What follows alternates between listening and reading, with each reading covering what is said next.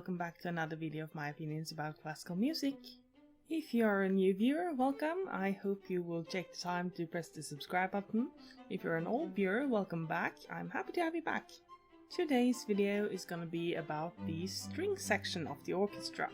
So for clarity's sake, that's going to be the violins, the violas, the cellos and the contrabass. The string section is of course the largest group in the orchestra, but they also have the least variety in their instruments. Much like the brass section, the string section also has just one instrument in different sizes. So let's start from the smallest and go all the way up to the biggest. The smallest is of course the violin. The violin, also known as the squeaky plank, is an instrument with a lot of repertoire, both solo repertoire and ensemble repertoire. Personally, I've started playing the violin recently, so I think it sounds pretty neat, but I know a lot of people think it sounds quite squeaky and they get headaches from it, which I can understand. It's kind of high-pitched sometimes. I actually learned to like the sound of the violin through watching two-set violin, and I've never looked back. Now I'm even playing the instrument myself. So let's move on to the big violin. It's the viola. I actually lived with a violist for a whole year, and I really come to appreciate how much work they put in just to play the accompaniment part in the orchestra. Besides, in many ways, the sound of the viola is actually more pleasant to listen to than the sound of the violin, because it's not so high-pitched all the time. When it is high-pitched though, it sounds even worse. Personally, I prefer the viola as an accompaniment instrument. It works great for that, and that's probably what it was made for as well. So yeah, I'm basically saying, violas, stay in your lane. So let's move on to the next big violin. It's of course the cello. This violin is actually so big you can't even hold it on your shoulder anymore, so you have to sit down and hold it between your legs. But I mean, who doesn't like a big piece of wood between your legs? I love the low tones of the cello. The higher tones often sound pressed, and I don't really fancy that sound. It can definitely work for some solos and very specific situations, but in general I prefer the cello in the lower register. The cello is also, in my opinion, the backbone of the string quartet, and because I like string quartets, I think that's a good reason to like the cello. So let's move on from the second biggest violin to the biggest violin. It's the contrabass. I love how you can feel the contrabass when it plays and not just hear it. Most of the time you can't really hear it, but I love how you can feel it even though you can't really point it out. Like, you could definitely tell if an orchestra didn't have any contrabasses, but when you listen to an orchestra you can't really pinpoint, oh, that's where the contrabass plays. It's kind of like a foundation of a house. You're not supposed to notice it, but it's definitely there, otherwise the house would fall down.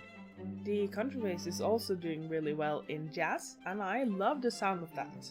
In my opinion though, there should be more repertoire for classical solo contrabass, because the sound is really nice when you can actually hear it.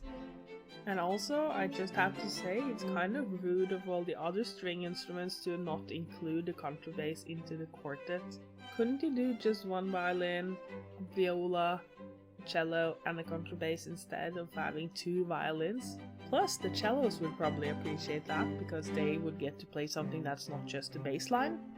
And on top of that, imagine how much more fun it would be to compose for the string quartet when you had that extended range. Let me know what you think in the comments. Do you prefer the string quartet as it is? So let's jump right into ranking the instruments, shall we? So let's start at the last place, and I bet you're probably wanting me to say the viola is in last place, but no, in last place you find the cello. I think that if you didn't have the cello, I wouldn't be too mad. At least not as long as you had the contrabass there. The contrabass generally sounds better in the lower register, and the higher register I don't really fancy the sound of on the cello. So it makes sense to put it last. So let's jump right into the third place then.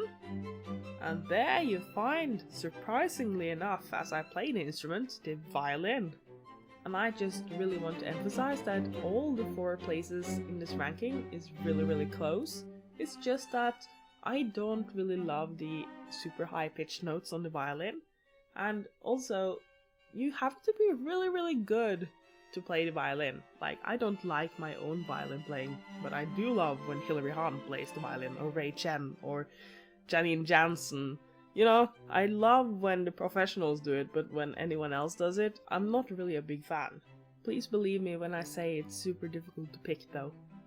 So, coming in at the 2nd place, above the violin, is the viola. If you play the viola, I want to thank you for being the warmth at the center of the orchestra. You're the glue that binds the orchestra together. The violins and the cellos and the contrabasses, they would be nothing without you. So thank you so much for being the glue and the warmth in the orchestra. And that leaves only the 1st place, and as you've probably guessed, it's the contrabass. In my opinion, the contrabass is the best string instrument, but not by much. I love all the string instruments equally, but you can't overlook the fact that the contrabass is the foundation of the orchestra alongside the tubas. And on top of that, I personally think that the contrabass is better than the tuba, and that's simply because I love the sound of the wood that you get with the contrabass that you cannot get with the tuba.